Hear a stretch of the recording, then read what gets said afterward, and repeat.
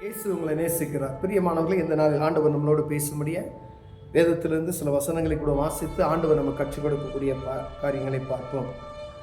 அது ஆதியாகமம் புஸ்தகம் 3வது அதிகாரம் 11, 12, 13, 14 வசனங்கள் இப்படியாக சொல்லுகிறது. அப்பொழுது அவர், நீ நிர்வாணி என்று உனக்கு அறிவித்தவன் யார்?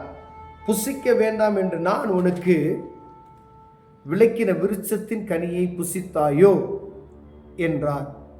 அதற்கு ஆதாம், என்னுடனே இருக்கும்படி தேவரீர் தந்த ஸ்திரீயானவள் அவ்விருட்சத்தின் கனி எனக்கு கொடுத்தாள், நான் புசித்தேன் என்றான். அப்பொழுது தேவனாகிய கர்த்தர் ஸ்திரீயை நோக்கி, நீ இப்படி செய்தது என்ன என்றார். ஸ்திரீயானவள், சர்ப்பம் என்னை வஞ்சித்தது, நான் புசித்தேன் என்றார். அப்பொழுது தேவனாகிய கர்த்தர் சர்ப்பத்தை பார்த்து, நீ இதை செய்தபடியால் சகல நாட்டு மிருகங்களின் சகல காட்டு மிருகங்களின் சபிக்கப்பட்டு இருப்பாய்.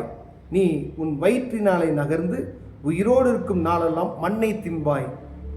உனக்கும் ஸ்திரீக்கும் உன் வித்துக்கும் அவள் வித்துக்கும் பகையை உண்டாக்குவேன். அவர் உன் தலையை நசுக்குவார், நீ அவர் குதிங்காலை நசுக்குவாய் என்றார். அவர் ஸ்திரீயை நோக்கி, நீ கர்ப்பவதியாய் இருக்கும்போது உன் வேதனையை மிகவும் பெருக பண்ணுவேன். வேதனையோடு பிள்ளை பெறுவாய். உன் ஆசை உன் புருஷனை பற்றி இருக்கும், அவன் உன்னை ஆண்டு கொள்வான் என்றார். பின்பு அவர் ஆதாமை நோக்கி, நீ உன் மனைவியின் வார்த்தைக்கு செவி கொடுத்து புசிக்க வேண்டாம் என்று நான் உனக்கு விலக்கின விருட்சத்தின் கனியை புசித்தபடியினாலே பூமி உன் நிமித்தம் சபிக்கப்பட்டிருக்கும். நீ உயிரோடு இருக்கும் நாளெல்லாம் வருத்தத்தோடே அதன் பலனை புசிப்பாய். அது உனக்கு முள்ளும் குறுக்கும் முளைப்பிக்கும், வெளியின் பயிர் வகைகளை புசிப்பாய். நீ பூமியிலிருந்து எடுக்கப்பட்டபடியால் நீ பூமிக்கு திரும்ப மட்டும் உன் முகத்தின் வேர்வையால் ஆகாரம் புசிப்பாய். நீ மண்ணாய் இருக்கிறாய், மண்ணுக்கு திரும்புவாய் என்றார். பிரியமானவர்களே, இந்த 10 வசனங்களும் 7 வசனங்களும் நமக்கு அருமையான ஒரு காரியத்தை சொல்லிக் கொடுக்கிறது. பிரியமானவர்களே, ஏதேன் தோட்டத்தில் ஆண்டவர் புசிக்க வேண்டாம் என்ற கனியை அவர்கள் புசித்தார்கள். அதை புசித்ததுமே அவருடைய கண்கள் திறக்கப்பட்டது என்று பார்த்தோம். கண் திறக்கப்பட்டதுமே தாங்கள் நிர்வாணிகள் என்று ஓடி ஒளிகிறார்கள். ஆண்டவர் ஏதேன் தோட்டத்தில் கறந்து வரும்பொழுது அவர் கேட்கிறார், நீ நிர்வாணி என்று சொன்னது உனக்கு யார் அப்படின்னு சொல்லி கேட்கிறார். அப்ப நான் புசிக்க வேண்டாம் என்று சொன்ன விருட்சத்தின் கனியை நீ புசித்தாயோ அப்படின்னு சொல்லி கேட்கிறார். அப்ப பாருங்க, அப்ப ஆதாம், நீர் எனக்கு கொடுத்த, அதற்கு ஆதாம், என்னுடனே இருக்கும்படி தேவரீர் கொடுத்த இந்த ஸ்திரீயானவள் எனக்கு இதை கொடுத்தாள் அப்படின்னு சொல்றான். பாருங்க, அதை தவறு செய்வது ஆண்டவரே மன்னியும் என்கின்ற அந்த இடத்துக்கு அங்கே இடமில்லாமல் போய்விட்டு, ஒருவேளை ஆபிரகாம் நம்ம தாவீதுடைய காரியங்கள் தவறு செய்ததும் தீர்க்கதரிசி உரைத்ததுமே தேவ சமூகத்துக்கு போய் அது சரண்டர் ஆன ஒரு காரியத்தை பாருங்க, ஆண்டவர் என்ன செய்ய மன்னிக்கிறார். ஆதாம்கிட்ட ஆண்டவர் கேட்கிறார், நான் புசிக்க கூடாதுன்னு சொன்ன கனியை நீ புசித்தியா, அதனால தானே நீ இப்படிப்பட்டதான ஓடி ஒளியிற அப்படின்னு சொன்னதுமே, நீர் எனக்கு கொடுத்த ஸ்திரீயானவள் அதை கொடுத்தால் நான் தின்னேன். அவன் பேச்ச பாருங்களேன், அவள் கொடுத்தால் அதை தின்னேன். அப்பொழுது தேவனாகிய கர்த்தர் ஸ்திரீயை நோக்கி கேட்கிறாரு, நீ இப்படி செய்தது என்ன என்று கேட்டது. ஸ்திரீயானவள், சர்ப்பம் என்னை வஞ்சித்தது, நான் புசித்தேன் என்றார். எவ்வளவு எளிமையான பேச்சு பாருங்களேன். ஸ்திரீ சகோதரிமார்களே, ரொம்ப கவனமாக இருக்கணும். ஆண்டவருடைய சத்தத்துக்கு செவி கொடுக்கிறது ரொம்ப கடினமாக இருக்கிறது போல தோன்றும். ஆனால் அவரோடு பழக ஆண்டவருடைய சத்தத்துக்கு செவி கொடுக்கிறது இனிமையாக இருக்கும். அங்கே சொல்லப்படுகிறப்ப சர்ப்பம் என்னை வஞ்சித்தது, நான் சாப்பிட்டேன்.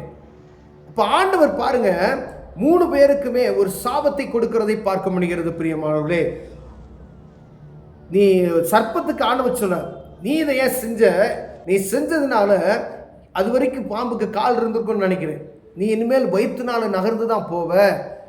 அந்த ஆராய்ச்சியாளர்கள் பழைய அந்த படங்களெல்லாம் எடுத்து வைத்திருக்கிறாங்க. முந்தி காலத்தில் உள்ள அந்த எலும்பு கூடுகள் இதெல்லாம் வைத்து சர்ப்பத்துக்கு கால் இருக்கிற மாதிரி பாம்புக்கு.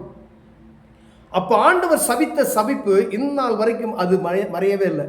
நீ வயிற்றுல தான் நகர்ந்து போவ, நீ மண்ணை தான் திம்ப, உன்னுடைய வித்துக்கும் ஸ்திரீனுடைய வித்துக்கும் உனக்கு எதிரியாக்கிடுவேன். அவங்க உன்னை பார்த்தா அவன் தலையை அடித்து நசுக்குவான், நீ அவர்களை பார்த்தா என்ன செய்ய, காலை கடிப்ப.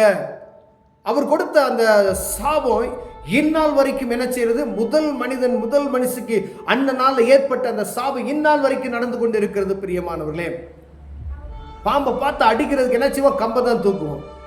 அது ரோட்டில் கிடக்கும்போது காலை மிதிச்சா காலை தான் கவ்வும். அப்ப ஆண்டவர் அன்னைக்கு கொடுத்த சாபம். அதே போல ஸ்திரீயானவருக்கு ஒரு சாபம். நீ குழந்தை பிறக்கும் பொழுது கற்ப வேதனையை உனக்கு பெருக பண்ணுவேன். நீ வேதனையோடு தான் என்ன செய்வ? பிள்ளைய பிறப்ப. அது மாத்திரம் இல்ல, உன்னுடைய பாசம் புருஷனையே சார்ந்து இருக்கும், அவன் உன்னை ஆண்டு கொள்வான் என்று சொல்லுகிறார். நீ இதை செய்தபடினாலே. அப்ப செஞ்ச தவறுக்கு இந்நாள் வரைக்கும் என்ன செய்றாங்க? ஒவ்வொரு ஸ்திரீகளும் தண்டனையை அனுபவித்து வருகிறதை நாம் பார்க்க முடிகிறது பிரியமானவர்களே. அதே போல ஆதாமுக்கு ஆண்டவர் ஒரு தண்டனையை கொடுக்கிறார். நீ இதை என்னுடைய சத்தத்துக்கு செவி கொடுக்காதபடி, உன் மனைவியின் சத்தத்துக்கு செவி கொடுத்தபடியினாலே நீ என்ன செய்ய? வருத்தத்தின் கனியை புசிப்பாய். நீ வெளியில பயிரின் வகையில தான் உண்ணணும். ஏதேன் தோட்டத்தை விட்டு வெளியே போயிரு. நீ உன்னுடைய வேர்வை நிலத்தில் உழுகணும் அப்படின்னு சொல்லி ஆண்டவர் அங்கு ஆதாமுக்கு ஒரு சாபத்தை கொடுக்கிறதை பார்க்க முடியும். நீ வருத்தத்தின் கனியை புசிப்பா, அது உனக்கு பூமி நீ என்னாச்சு குள்ளும் முறுக்கும் கலையும் உண்டாக்கும் அப்படின்னு சொல்றாரு. அப்ப சொல்லிட்டு பாருங்க, பூமியிலிருந்து நீ எடுக்கப்பட்ட நீ பூமிக்கே போவ அப்படின்னு சொல்லிட்டு, நீ மண்ணினால செய்யப்பட்டவே, நீ மண்ணினாலே மடிஞ்சு போவ அப்படின்னு சொல்லிடுறாரு. அப்பொழுது அது கீழே இருக்க வசனம்லாம் வாசித்தோம்னா, ஆண்டவர் திருப்பி இவங்க ஏதேனுக்குள்ள போகாதபடிக்கு சுடரொளி பட்டயத்தையும் கேருபீன்களை வைத்தாராம். ஏன்னா அங்கு ஜீவ விருட்சத்தின் கனி இருக்கு, அதை அவர்கள் புசித்து விட்டு சாகாதபடிக்கு அவர்களுக்கு என்ன செய்தார்? அதை அடைத்து போட்டு விட்டார், வெளியே தள்ளிட்டார். போ, ஏதேனை விட்டு வெளியே போ. அங்கு சுடரொளி பட்டயத்தையும் கேருபீன்களையும் உள்ளே வைத்துட்டாராம். ஏன்னா ஜீவ விருட்சத்தின் கனியும் அங்கு இருந்தது. விருட்சத்தின் கனி வேறு, ஜீவ விருட்சத்தின் கனி வேறு. ஆண்டவர் சொன்னார், விருட்சத்தின் கனி தான் நீ பிசிக்க கூடாதுன்னு சொன்னாரு. ஜீவ விருட்சத்தின் கனியை புசிக்காதுன்னு சொன்னார். ஜீவ விருட்சத்தின் கனியை புசித்தா அவை சாகவே மாட்டான் என்று சொல்லி, அது ஒருவேளை அந்த பழத்தை புச அவை சாவே அவனுக்கு கிடையாது அப்படி போல. அப்பதான் அவர்கள் தேவர்களை போல இருந்திருப்பார்கள். இந்த சத்ருவினுடைய சத்தத்துக்கு செவி கொடுத்தது நிமித்தமாகவே நீ சாவதில்லை, தேவதூதர்களை போல ஆவா என்று சொல்லி அது சாவுக்கு நேராக தள்ளப்பட்டு விட்டோம் என்பதை பார்க்கும்படி அழைக்கப்படுகிறோம் பிரியமானவர்களே. ஆண்டவருடைய வார்த்தைக்கு செவி கொடுக்காததுனால இந்நாள் வரைக்கும் நாம் என்ன செய்யறோம்? அந்த ஜனங்கள் தண்டனைகளை அனுபவித்து வருகிறதை பார்க்க முடிகிறது பிரியமானவர்களே. தேவ சத்தத்துக்கு நாம் செவி கொடுக்கலாம் அப்படின்னா அவர் கொடுக்கிற அந்த ஆசீர்வாதம் இழந்து போய் விடுவோம். அருமையான ஆசீர்வாதத்தை இழந்து போய்விட்டார்கள். ஆண்டவர் கொடுத்த மேன்மையை இழந்து போய்விட்டார்கள் பிரியமான. இந்நாள் வரைக்கும் ஸ்திரீகளுக்கு அந்த வேதனையோடு இருக்கிறதை நாம் பார்க்க முடிகிறது. அதே போல அந்த சர்ப்பத்துக்கு கொடுத்த தண்டனை அனுபவிச்சுட்டே தான் இருக்கான். மனுஷன் வேர்வை சிந்திதான், ரத்தம் சிந்திதான், நீ வேர்வை துளி நிலத்தில் விழுந்தா தான் நீ சம்பாதிக்க முடியும் என்கிற அன்று கொடுக்கப்பட்ட அந்த சாபம் இந்நாள் வரைக்கும் நடந்து கொண்டே இருக்கிறதை நாம் பார்க்க முடிகிறது பிரியமானவர்களே. ஆண்டவர் சத்தத்துக்கு, தெய்வ சத்தத்துக்கு கீழ்ப்படுகின்ற எண்ணம் சிறிதளவான நமக்குள் இருக்கும்படி அழைக்கப்படுகிறோம் பிரியமானவர்களே. அதுக்கு என்ன செய்யணும்? வேத புத்தகத்தை நீங்க வாசித்தீங்க மாத்திரம்தான் ஆண்டவருடைய சத்தத்தை நீங்கள் கேட்க முடியும் பிரியமானவர்களே. ஒவ்வொரு தனிப்பட்ட மனிதனும் இந்த வேத புத்தகத்தை வாசிக்கும் பொழுது தேவ சத்தத்தை கேட்க முடியும். வானத்தையும் பூமியும் உண்டாக்கின அவருடைய சத்தத்தை கேட்க முடியும். ஏதோ ஒரு குறிப்பிட்ட இனத்துக்கு மாத்திரம், குறிப்பிட்ட மதத்து மாத்திரம் எழுதப்பட்ட புத்தகம் இந்த பரிசுத்த வேதாகமம் அல்ல. எல்லா மனிதருக்கும் சொந்தமுள்ள ஒரு வேதாகம புத்தகம் பிரியமானவர்களே. யாரெல்லாம் ஆண்டவரை நோக்கி பார்க்க வேண்டும் விரும்புகிறீர்களோ இந்த வேத புத்தகத்தை நீங்கள் வாசிக்கும் பொழுது ஆண்டவர் உங்களோடு இடைபடுவார். இதை கருத்தாய் நீங்கள் வாசிக்கும் பொழுது அவர் உங்களோடு பேசுவார் பிரியமானவர்களே. இந்த ஆண்டு அவருடைய சத்தம், அவர் பேசுகிற வார்த்தைகள் நீங்கள் புரிந்து கொள்ள முடியும் என்பதற்காக ஆண்டவர் உங்களோடு பேசுகிறார். ஒருவேளை நான் வேத புத்தகத்தை நான் வாசிக்கல அப்படின்னு சொன்னீங்கன்னா இந்த வேத புத்தகத்தை வாசிங்க.